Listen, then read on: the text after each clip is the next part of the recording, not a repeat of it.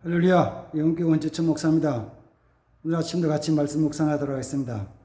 오늘 아침에는 마가복음 5장 말씀은 18절, 19절 두 절 보겠습니다. 예수께서 배에 오르실 때 귀신 들렸던 사람이 함께 있기를 간구하였으나 허락하지 아니하시고 그에게 이르시되 집으로 돌아가 주께서 내게 어떻게 큰 일을 행하신 것을 너를 행하사 너를 불쌍히 여기신 것을 내 가족들에게 알리라 하시니. 아멘. 거기까지 보았습니다. 예수님 베세다 광야에서 그 건너편 쪽이 거라사 지역인데, 이 거라사 지역에 가셨을 때 거기서 귀신 들린 한 사람을 만나는데, 이 사람은 귀신이 아주 흉악히 들고 귀신도 많은 귀신이 들려가지고 집에 있지 못하고 이 바깥에 나와서 무덤 사이에서 거하면서 소리를 지르고 또 돌로 자기 몸을 막 찍어 해하면서 자해하면서 있던 사람입니다. 이런 사람이 예수님 보고 예수님께 막 달려와 가지고 그 앞에 엎드려 절하면서, 예수님, 나와 당신은 무슨 상관이 있습니까? 우리를 괴롭게 하지 마십시오. 이렇게 요청을 했어요. 귀신 들린 사람이 예수님께 말을 했는데, 그 말이 우리를 괴롭게 하지 마십시오 거든요. 그러니까 이 말은 어떻게 보면은 귀신 들린 사람, 이 사람의 말이 아니고 그 사람 속에 있는 귀신이 한 말이죠. 귀신이 한 말에 대해서 예수님이 또 말하게, 너 뭐냐? 너 이름 뭐냐? 우리는 군대입니다. 군대 귀신입니다. 그리고 우리를 쫓아내시려거든 저기 있는 돼지떼에 들어가라고 허락해 주십시오. 그래서 예수님이 그걸 허락하시면 그 사람이 나오라고 말씀하실 때, 그 군대 귀신 들렸던 그 귀신들이 다 나와서 돼지떼에 들어갔는데, 돼지가 한 2,000마리쯤 되는데, 그 2,000마리쯤 되는 돼지가 그 귀신이 들어감으로 말미암아 산비탈로 쭈르륵 내려가 가지고 바다에 빠져서 전부 2,000마리가 몰사했더라는 내용의 말씀입니다. 그리고 이 사람은 깨끗해졌죠. 그러고 나서 옷을 깨끗이 입고 있으면서 예수님이 다시 그쪽에서 배를 타시고 이 베세다 쪽으로 건너오시려고 하실 때 같이 가고 싶었는데, 예수님은 그게 허락지 아니하시고 네가 집에 가가지고 하나님 너를 어떻게 불쌍히 여기시고 네게 무슨 일을 행하셨는지를 내 가족들에게 말하라고 이렇게 말씀해 주셨습니다. 나중에 기회가 될지만 오늘 앞부분에 대한 조금 말씀드리려고 그래요. 어떤 입장이냐면은, 이 귀신 들렸던 이 사람, 우리는 보통은 이제 거라사의 미친 사람, 광인이라고 얘기를 하죠. 거라사의 광인에 대한 것만 조금 같이 살펴보도록 하겠습니다. 이 사람은 귀신이 들렸는데, 귀신이 들려가지고 흉악한 많은 귀신이 들려가지고 자기 자신을 자기가 주체할 수 없죠. 귀신 들렸으니까 당연히 자기 자신은 자기를 주체할 수 없어요. 그리고 군대 귀신에 많은 귀신이 들었기 때문에 힘이 얼마나 강한지 사람들이 그를 쇠사슬에 묶어가지고 뒀는데도 이 쇠사슬을 끊을 만큼 강한 귀신. 그러니까 감당이 안 되죠. 안 돼요. 그리고는 무덤 사이에 있는 거죠. 무덤 사이에. 무덤 사이라 그러면 우리는 한국적인 상황이 아직까지도 무덤 사이라 그러면은 많은 무덤 사이니까 그 공동묘지, 이렇게 봉분이 쌓여진 공동묘지, 그리고 앞에는 때로는 잔디가 이렇게 쭉 깔려져 있는 그런 무덤 사이로 생각하지만, 유대 나라나 그런 나라의 그 무덤이란 거는 그런 형식이 아니거든요. 뭐냐 그러면은 그냥 이 뼈들이 그냥 다니는 거예요. 그 무덤 사이에 대한 어떤 대표적인 그 환상에 대한 것을 보면은 에스겔서 37장에 나오는 에스겔 선지자가 바라본 에스겔 골짜기, 바싹 마른 뼈들이 많이 있는 거. 사람이 죽어서 살은 다 흙으로 돌아가서 썩고 없어지고 뼈들만 남았는데 뼈들이 여기저기 막 흩어져 있는 거. 다리뼈도 있고 팔뼈도 있고 갈비뼈도 있고 때로는 머리뼈도 있고 이렇게 있죠. 그런 모습들. 아마 거기서 그가 어떤 생활을 하는지 잘 모르지만 뼈 사이에서 막 다니면서 만지기도 하고 이렇게 하는 거죠. 그런 사람을 만나면은 정말 어떤 때는 좀 무섭죠. 무서워요. 무서워. 힘도 세지. 귀신 들렸지. 미쳤지. 어떻게 해요? 그 다음 또 그런 사람들이 거기서 무덤가에서 요사이도 마찬가지겠지만 그 당시에 무덤가에서 미쳐있는 사람이 자기 모습을 의복을 정결하게 하는 것도 아니고 몸을 깨끗이 씻는 것도 아니어서 그 곁에 가면은 아주 씻지 않은 냄새도 나고 무슨 냄새가 나면 사실은요 귀신 냄새도 나요. 귀신 냄새. 보통은 귀신 냄새가 뭐야? 아니, 귀신 냄새도 있어. 귀신 냄새가 있어요. 귀신 냄새. 아주 고약한 냄새야. 그렇지만 막 구역질이 나고요. 아주 고약한 냄새가 있어요. 귀신 냄새. 그리고 그 사람 때문에 어쩌면 주위의 사람들이 많은 해를 입죠. 이 사람이 돌로 자기 몸을 상하는데 자기 몸만 상하는 게 아니고 다른 사람 몸도 상하게 할 거 아니에요. 옆에 가면. 그래서 두렵죠. 무서워요. 무서워요. 처음에는 안타까워서 아이고 저거 어떡하나. 가족들도 아이고 어떡하냐 저거 아이고 큰일 났네 어떡하지라고 할지 모르지만 시간이 지나서 이제 도저히 안 되겠구나. 고칠 수 없구나. 귀신을 쫓아낼 수 없구나. 도저히 감당할 수 없구나. 감당할 수 어쩌면 좋지. 이웃에 있는 사람들, 친구들도 처음에는 저 친구 어떡하냐 안타깝다 그러지만은 시간이 지나면 저거 큰일 났네. 저거 어떡하지. 나중에는 무슨 생각하는지 아세요? 빨리 좀 죽었으면 좋겠다. 차라리 없는 편이 낫다. 우리 가정적으로나 사회적으로나 제가 뭐 도움이 아니고 완전히 해만 되니까 죽었으면 좋겠다는 생각까지 하게 되는 거예요. 사실 그렇게 되는 거예요. 그런 상태가 이 거라사 지방에 귀신 들린 사람의 모습이에요. 모습. 심하니까 정말 이 세상에서 완전히 좀 격리했으면 좋겠다. 없었으면 좋겠다. 좋은 말로는 격리죠. 몸 아픈 사람도 격리고 요사이 코로나 걸린 사람들도 격리시키고 더 나아가서는 귀신 들리고 미치고 정신 이상자 돼가지고 사회 다니면서 막 욕하고 막 하면은 이거는 병적인 일 어떻게 할 수가 없잖아요. 그럼 격리시키는 거예요. 어디다가? 병원에다가. 정신병동에다가 정신병원 병동에다 입원시켜서 격리시키는 거예요. 우리는 보통 사람은 그 정신병원 같은데 들어갈 수 있질 않잖아요. 면회도 안에 실내에는 면회도 잘 되질 않고 허락하지도 않고 열어보이지도 않지만 거기 가면은 감당이 안 되니까 때로는 독방에 가두기도 하고 심하면은 따로 결박해서 묶어두기도 하고 그렇게 해요. 아주 센 약을 수면제나 센 약을 먹여서 하루 종일 잠만 재우기도 하고 그렇게 하거든요. 그것도 안 돼가지고 더 심하면 어떻게 해요? 격리시킨다는 거죠. 그래서 재판에 판사가 이 사람은 우리 사회에서 영원히 격리시킵니다. 영원히 격리를 어떻게 시켜요? 사형시키는 거죠. 영원히 격리시키는 사형이에요. 사형시키는 영원한 격리라고 그래요. 격리시키는 거죠. 어쩌면은 귀신 들려서 군대 귀신 들려서 도저히 감당되지 못하는 사람 그렇게 모든 사람이 좋아하지 않고 싫어하면서 차라리 격리시켜주면 좋겠다는 생각까지 할 수 있는 그런 상태의 사람, 그 사람을 예수님이 만났습니다. 만났어요. 그 사람은 예수님을 알아봐요. 그 사람은 예수님을 알아보고 이렇게 고백합니다.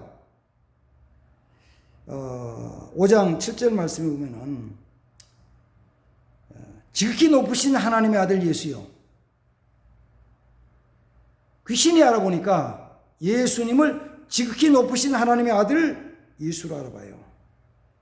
나와 무슨 상관이 있습니까? 왜 우리를 괴롭게 합니까? 이렇게 말해요. 알아보죠.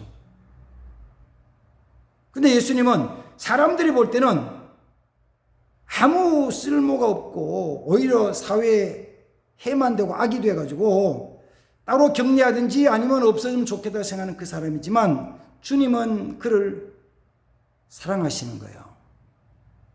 아니 귀신들인 귀신을 군대 귀신을 사랑한다는 의미가 아니고 그 사람을 사랑하셔요. 그래서 그 사람에게서 귀신을 쫓아내 주시는데 귀신들도 몸어리기를 원해가지고 예수님께 구하기를 우리를 쫓아보내시려거든 차라리 저 돼지떼로 들어가게 해주십시오라고 얘기를 해가지고 그럼 돼지떼 들어가라 그랬더니만은 그 귀신들이 돼지떼 속에 들어가서 거기서 돼지와 함께 그 바다에 몰살해요. 저는 오늘 아침 이 말씀을 보면서 그런 생각을 했어요. 야, 사회적으로는 쓸모없다는 사람 예수님은 뭘 주고 바꾸시냐면은 돼지 2,000마리를 주고 그 사람을 그 귀신 들린 데서 해방시켜 자유를 주고 하나님의 예수님의 사람 구원해 주시는 거예요.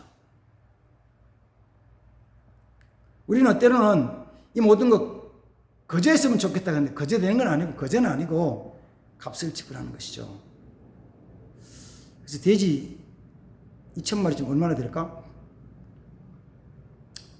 잘 모르지만 정확하지 않지만 제가 우리 한 30년 전에 한 25년 전에 우리 사촌 누나가 저보다 한 살 더 많은 사촌 누나가 저 경남 창녕에서 수양관 비슷한 걸 하면서 돼지를 길렀어요.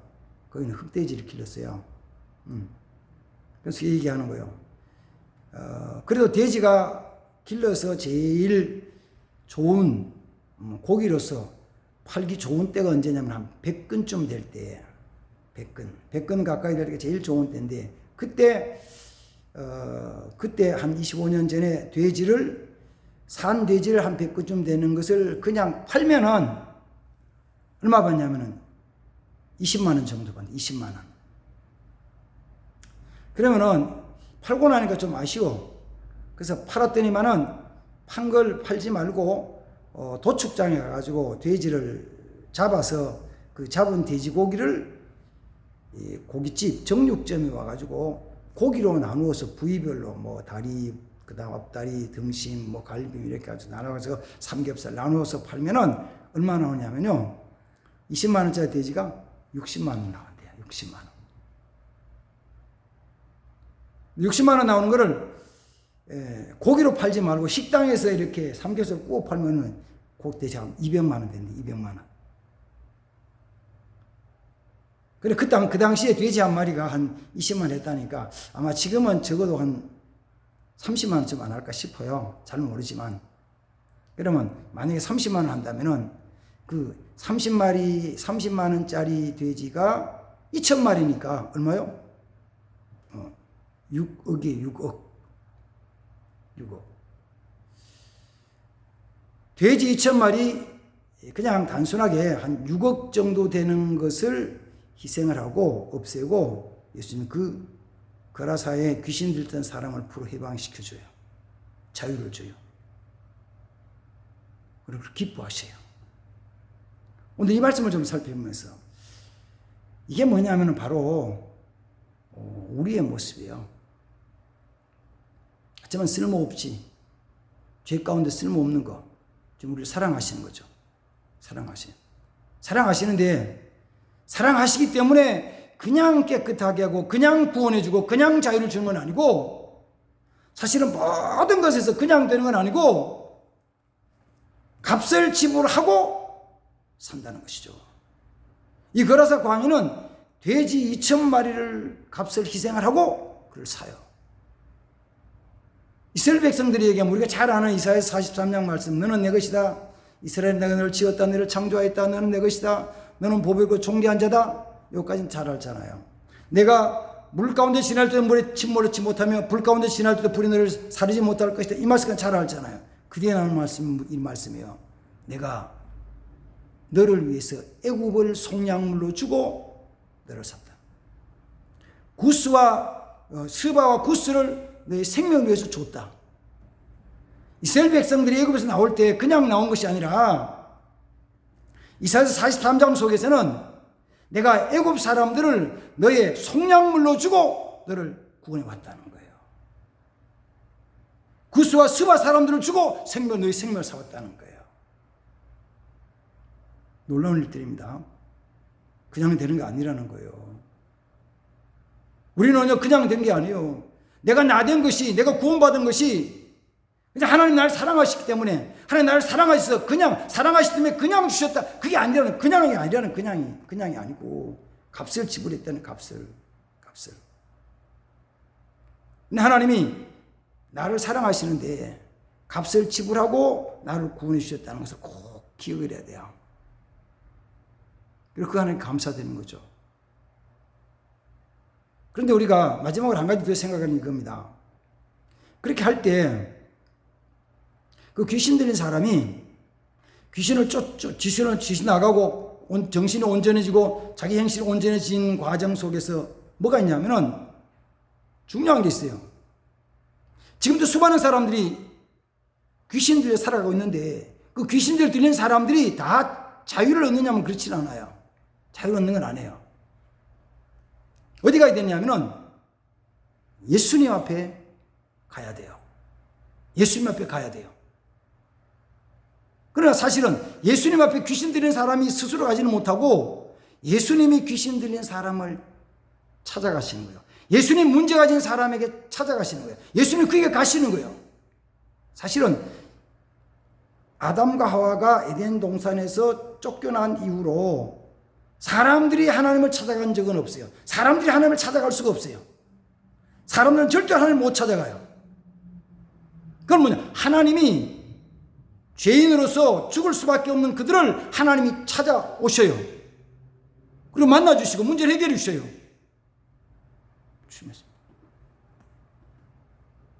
그래서 주님을 만나는 사람, 주님이 만나 주시는 사람, 주님이 찾아가 주시는 사람, 그 사람 복 있는 사람이에요.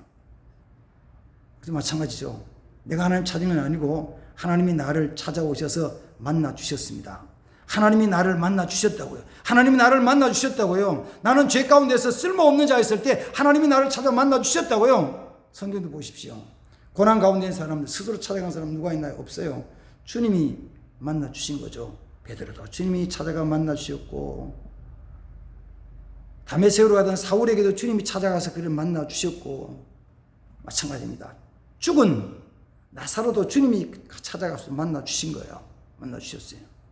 다만 주님이 찾아오셨을 때, 내가 내 모습 그대로 다, 죄의 모습을 다 그대로 내놓으면 돼요. 내 모습을 그대로 다 내놓으면 된다고. 가리지 말고, 덮지 말고, 포장하지 말고, 변장하지 말고, 있는 그대로.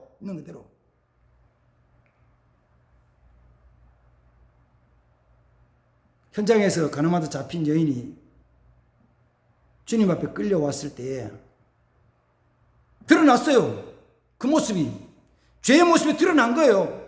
상한 모습이 다 드러난 거예요. 더러운 모습이 그냥 추한 모습이 다 드러났어요.